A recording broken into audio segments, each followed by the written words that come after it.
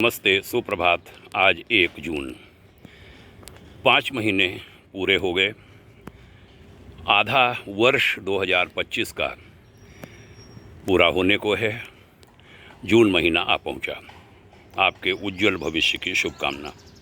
भाग्योदय foundation की युग ऋषि विचार श्रृंखला के 1614वें 1614 चरण में आपका स्वागत है। आवेशग्रस्त होने से अपार हानि, आज की पुस्तक पृष्ठ 7 से विषय लेता हूँ। दूसरों का हित चिंतन अवश्य करें, कहा था गुरुदेव ने। स्वस्थ क्रोध की मुख्य प्रेरणा है दूसरों का हित चिंतन।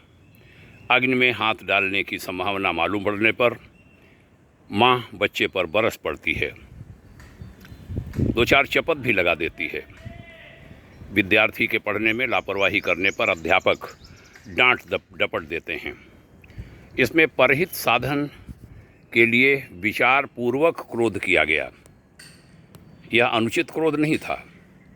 दूसरों के दुख को देखकर मनुष्य से रहा नहीं जाता और वह दुख के कारण को दूर करने के लिए सक्रिय हो उठता है।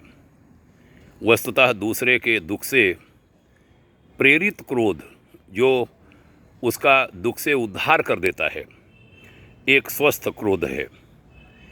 यह क्रोध यानी गुस्सा बुराई से बाहर समझा जाता है।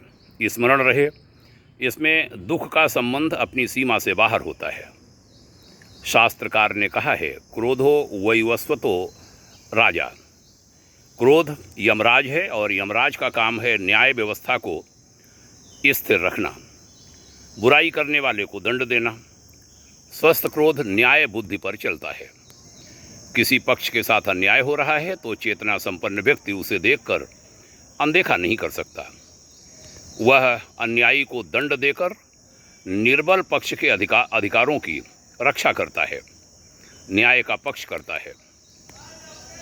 कोई दुष्ट किसी अबला पर अत्याचार कर रहा है तो वहाँ हमारे स्वस्थ क्रोध की ही आवश्यकता होती है, जिसका प्रयोग करके हम दुष्ट का दमन कर सकते हैं और कमज़ोर की रक्षा कर सकते हैं।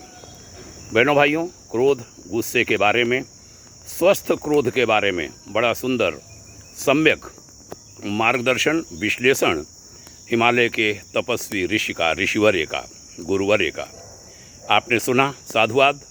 आपके उज्जवल भविष्य की शुभकामना करते हैं। यह वार्ताएं अन्यों को भी सुनाइए।